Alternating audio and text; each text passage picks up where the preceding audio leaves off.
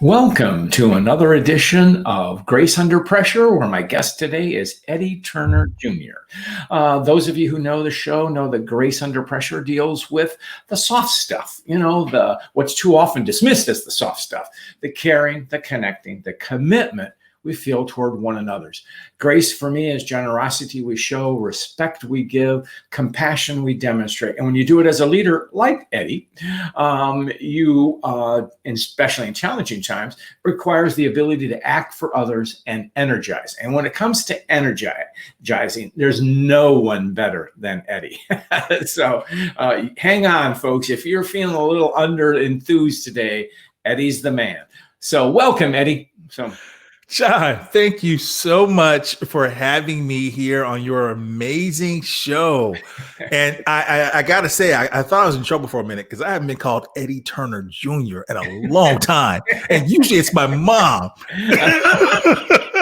Well, anyway, complaining that I'm acting like my dad. Yeah. All right. Eddie, I want to tell folks about you. Eddie's a much in demand expert and author, international best-selling book, 140 Messages to Guide Emerging Leaders. He's a C-suite advisor and coach and has been all over the media, including CNN Live. He's a contributor to Forbes.com. He's also a leading member of ICF, International Coach Federation, and he has been selected the ICF Coach of the Week, and that was earlier this year. Eddie's one of MG 100, Marshall Goldsmith 100 coaches, and is the host of his own podcast, which is really cool, called Keep Leading, and it earned a coveted Apple Podcast new and noteworthy designation. So it's a pleasure to have you on the show today, Eddie. Thank you. Thank you, John. Happy to be here. As you and I talked many times, the world is upside down. What are you hearing from your clients? Yeah, the world is upside down.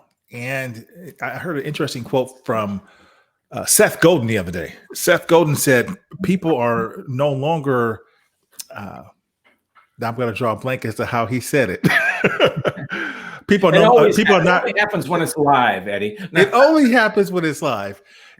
He said, people are not working from home. They are living at work. That's how he said it. And I thought that was brilliant because it's a nice way of saying the lines have become blurred.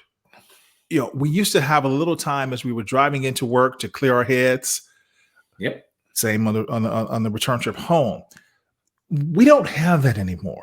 Yeah. So people are under constant levels of stress, if you will, constant levels of pressure. Because what we see them having to do now, John, is with the lines being blurred, you're working around the clock, literally. But then you have obviously the pressures of having everybody at home. So spouse is working and you can hear them from the next room sometimes. The kids are trying to get their work done. And so there's just a lot of pressure on folks. And so much so that in some cases, executives are having to not only take their own pulse and see how they're doing, but also remember to check on those folks that are working for them. Right. Because sometimes if someone's productivity has gone down or someone is perhaps not behaving the same way they would normally behave in the workplace, it's just that we're all under pressure. Absolutely. And one of the things you help us to appreciate is to still be graceful under pressure. Well, it's sometimes easier than said. So I want to switch this, Eddie, because we've had a lot of coaches on here, but I've never really talked to anyone on this show about the process of coaching. And so since we've been in pandemic, has anything changed? Have you noticed, are you experiencing anything differently from your clients? Perhaps the biggest difference is that we're doing all of it virtually. Whereas before, especially executive coaching, people prefer that face-to-face, high touch, in person. We're doing that virtually. And I think that one of the things I always say is I did an exercise once. Angela White, I believe, or Angela Green, she took me through an exercise when I was working under her. And it was about really, where are you pulling from as a coach? And I thought it was a really good exercise because I never thought about it before. I'm certified through several organizations that you mentioned at the beginning. When I show up as a coach, I'm not necessarily showing up as an ICF coach or as a Marshall Goldsmith coach. I'm showing up pulling from a bucket of about 16 at least that we came up with, different buckets that I'm pulling from to give the client what they need in that moment. Right. And that becomes important because it's not that we're showing up with a specific script. Here's what I do every single time, every single client, no matter what's going on. This is my approach. So it's a varied approach that comes from different levels of training, different methodologies, different frameworks that I use to serve my client at that moment in time. Well, I know you, Eddie, very well, and you meet people where they are. And that's kind of our mantra. And you just described that. So you also teach at Rice. You are involved in the Leadership Institute at the Door School at Rice University, correct? And you coach in that program too, right? So. I do. I've spent 3.5 years there. Yeah. I've spent 3.5 years as one of the coaches at the Door Institute for New Leaders at Rice University. General Tom Kovitz calls that the premier enterprise in Texas for leader development of emerging leaders. And that's because of the groundbreaking work that he and his team have done there in terms of providing an executive coach that is certified through the International Coaching Federation to every single student on the campus. Everybody does it at the MBA level, but no one was doing it to every single student on campus before this program. And they're able to do that because of the generous donation made by Ann and John Doerr of $50 million that created an endowment. And they said, we don't believe in buildings.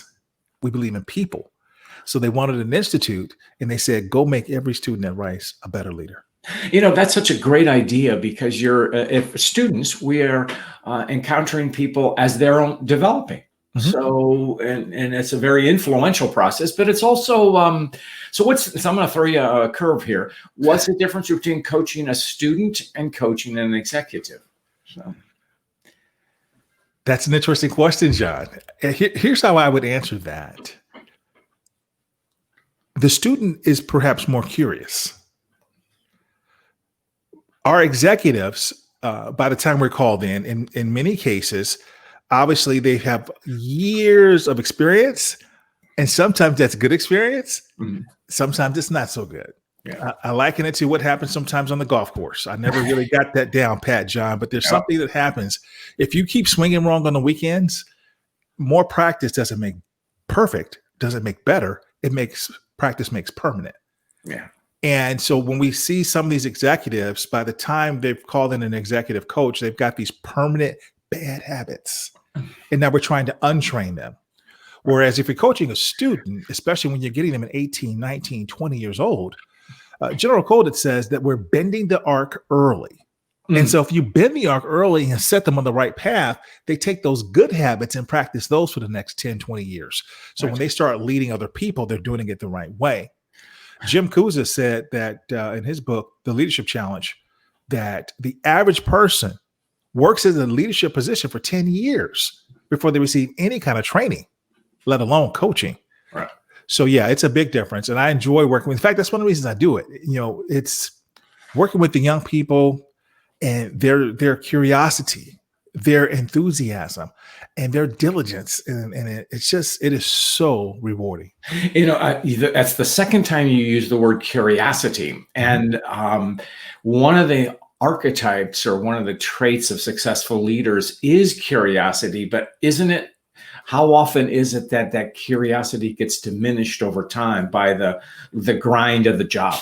You know, oftentimes, you know, especially as we become more established in our careers, we're paid to be experts, and so many times, a senior leader is not comfortable asking for help, asking questions, being curious, because they feel like they will look dumb.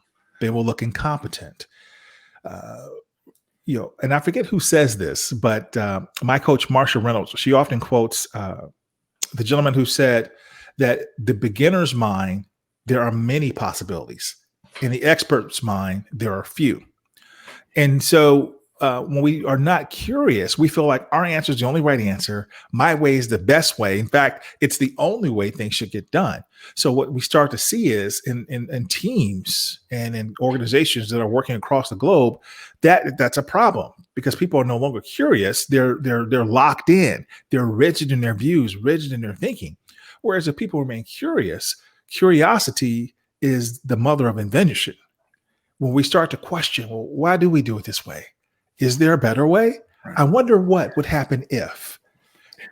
And you raised something very important, and it's that failure to ask for help, and of being seen as less than qualified or even more pejorative, stupid, whatever. And that's a real. So that's one of the blind spots that executives suffer from. Would you agree? So. No question about it. One of those blind spots, as you say, is the fact that they don't see that coming, right?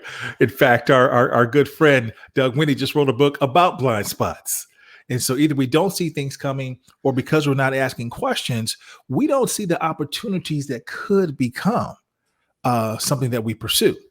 We look at what's happening right now during this downturn. People are now asking questions because they've been forced to. How much better would it be if we could have a little bit of vision and see down the road a bit and ask those questions ahead of time?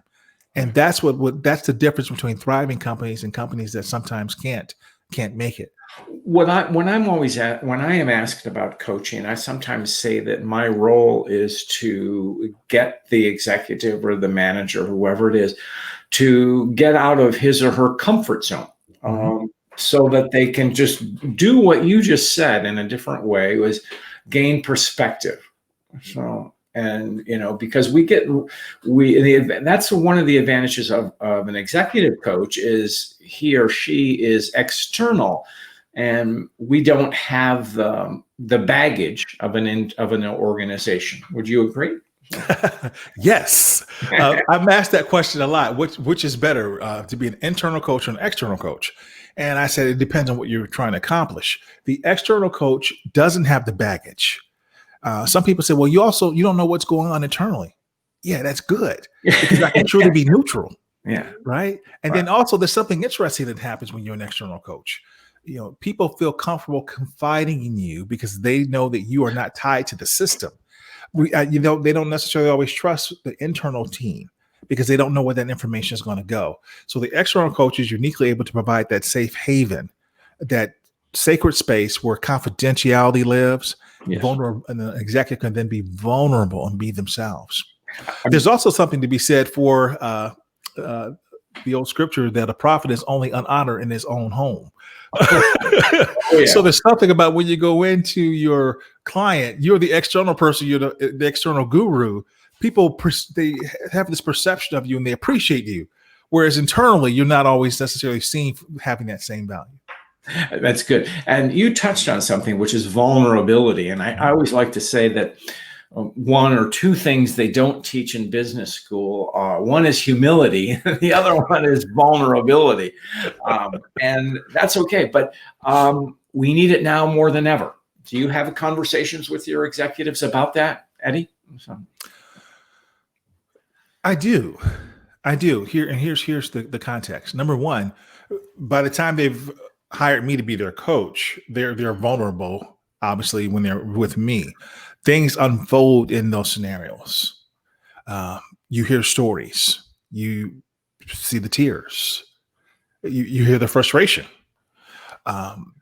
It's all there. So they're vulnerable. Now, the challenge is, how much of this vulnerability can they show their employees? Sometimes they don't want to be as vulnerable for their employees. Yeah. So I look at examples of great leaders who have shown themselves vulnerable and ask my client, to name those, obviously, not me, give it to them. And then we study, is this something that you can do? Would this be fitting? For example, at the time of COVID, nobody knew the answers in March. Is it okay to say, I don't know the answers. We've never seen anything like this before. Yeah. But here's what I do know. And then say what you know and then say, we're going to learn the rest of this together as we do XYZ steps. Yeah. So a person can be vulnerable and strong. Right. And I think, Eddie, you and I were talking about this the other day. Just say vulnerability. And we were talking about the example of President Obama, and when the Sandy Hook massacre of the children was, yes, he choked up at that. And that was a sign of humanity. Now, on the other hand, if he got choked up about the financial crisis, people would get really nervous because then he's losing it. So I think it's an appropriate. I look at vulnerability as an invitation to my humanity. It is. It's an invitation into my soul. Yeah. I'm going to share with you what's inside of me. I'm going to open my heart, my inner being, and allow you to see me raw. Right. This is who I am, and this is how I'm feeling.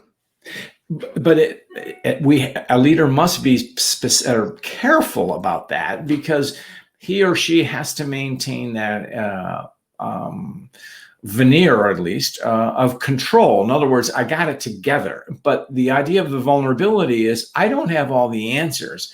Mm-hmm. But you know what? I believe that the two of us, the three of us, our team, have the answers among us, and let's work together. That's another dimension of vulnerability, I think. Yeah, I would say that's balancing vulnerability against authenticity. Okay. Yeah, I'm vulnerable, but I'm authentic.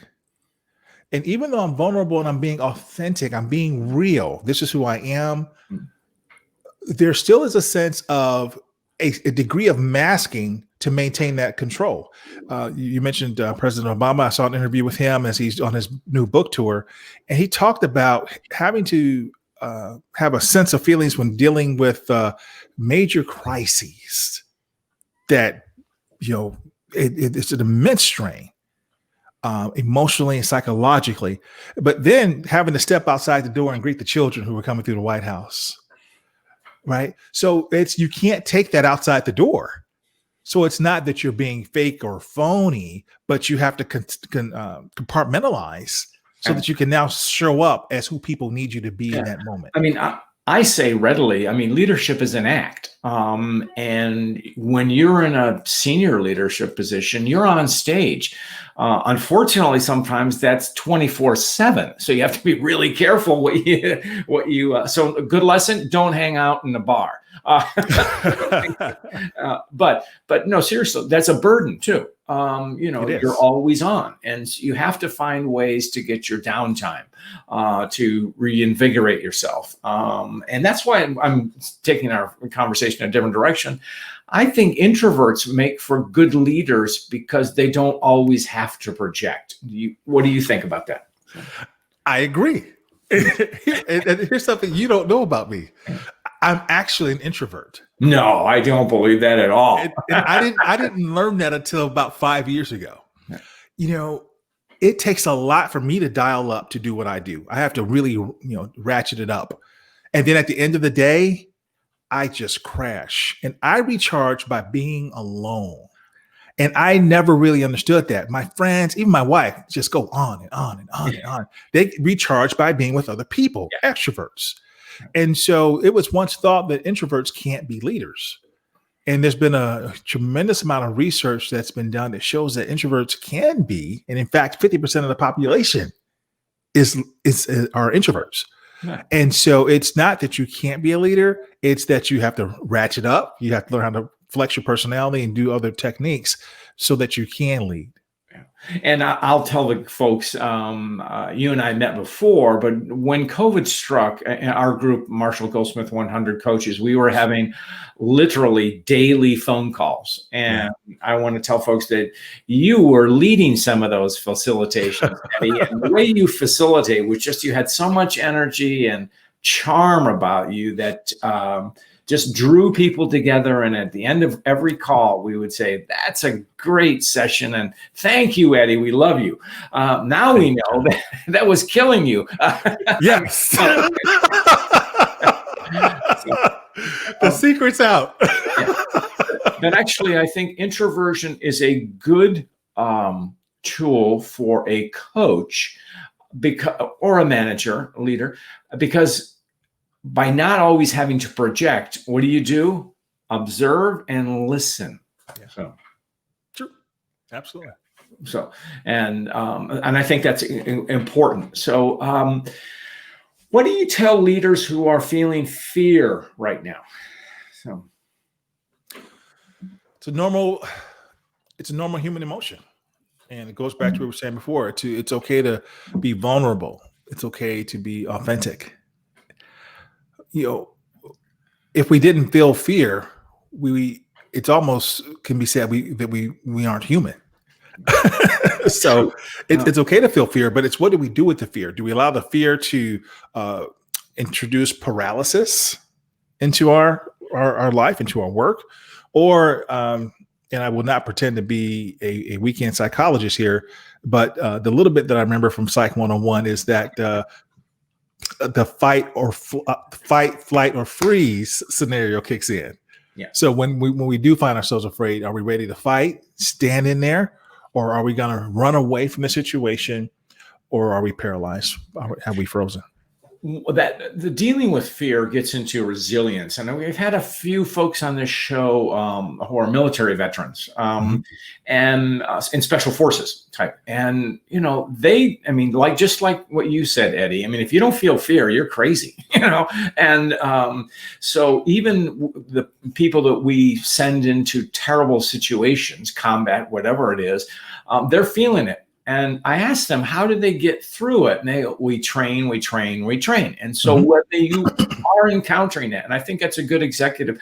So right now, executives are really being acclimated to fear as it comes from uncertainty. Would you agree? So, yes, it is about training. And as we were talking about how we then show up and how we respond to fear, it's going to come. What will we do when it happens? And so part of it is that mental preparation. You mentioned some of the folks that you've had on. By the way, you've had some incredible guests. I've been watching your show. Thank you, Eddie. Checks in the mail. It's about that mental preparation. It's about what we have done in terms of going through the steps. And that's where coaches come in, executive coaches come in, where we're working with our clients. The military warriors, they will all tell us about when they're doing these war games, you're running through these practices physically and mentally so that when it happens and you have a split second to respond, you do so and you make the right decision.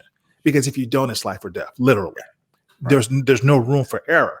Yeah. And so with our leaders in business, what can we do so that they're able to go through the motions, go through these practice steps so that when these decisions need to be made, they can respond in a moment and know they're making the right decision. Right.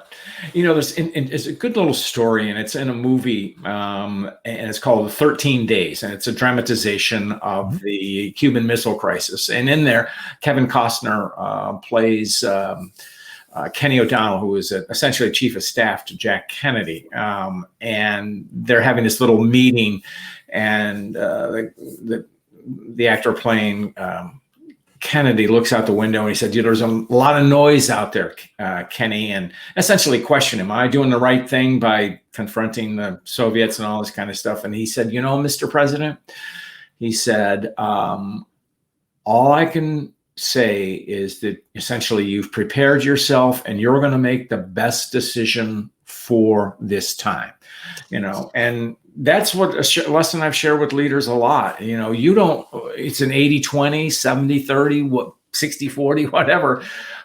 But if you deliberate when you have a chance, you have to trust yourself. Would you not agree? So.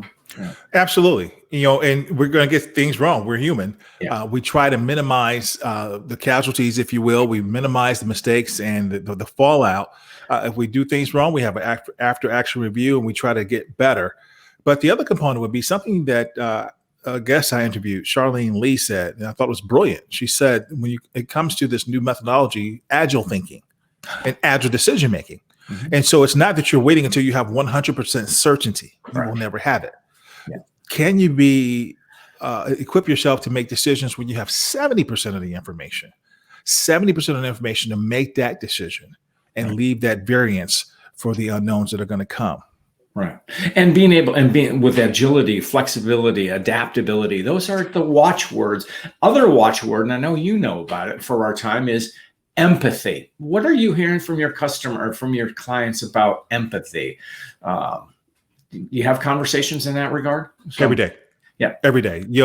I remember about 10 years ago, because I quote this politician all the time, and he basically said empathy was a dirty word. And he made it sound so horrible. Mm-hmm. And a person is weak, and just went on and on and on. Yeah. And fast forward to today, where in the realm of politics, in the realm of government, in the realm of business, academia, everyone is clamoring for empathy. Mm-hmm. People want someone that understands your pain in my heart. And when a leader can understand someone else's pain and feel that pain, and then not just say too bad, too sad, but do something about it. That's what people are looking for. Yeah. Now you hit the nail on the head. It's empathy is that capacity to feel another one's pain, of course. Mm-hmm. But you nailed it from a leadership standpoint.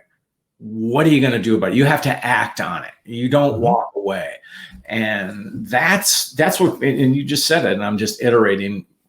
That's what people are looking for. And an empathetic leader is one that people want to follow, especially in challenging times. So, absolutely.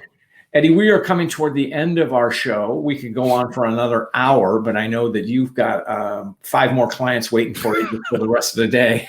So I always ask our guests a story of grace. Do you have something you want to share with us? So.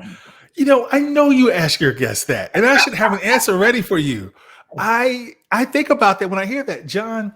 I get letters from people after my coaching engagements with them, and sometimes people will tell me about something random I've done, and I knew I was coming out here today, and I still couldn't think of anything. But here's what I thought about.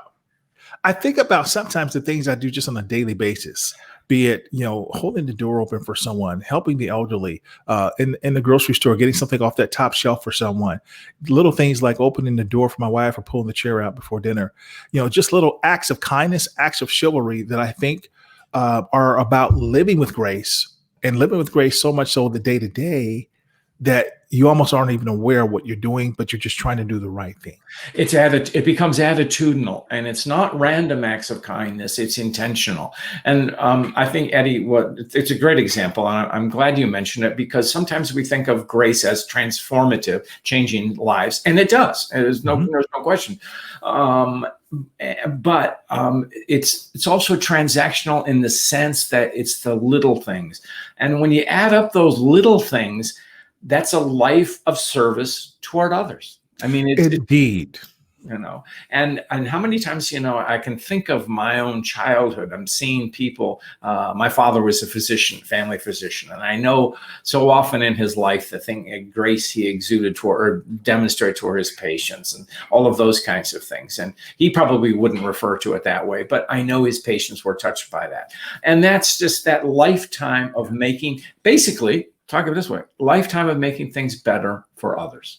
And I know that's what you do in your coaching. So I sure try. Okay. Eddie, how can we find you? Well, I'm available at AskEddieTurner.com. On social media, you can follow me on any of the social media channels. I welcome an opportunity to support anyone that has listened to your fine show. And if they have listened to this episode and they tell me that they learned about me because of this episode, I will send them the digital copy of my international best-selling book, 140 Simple Messages to Guide Emerging Leaders.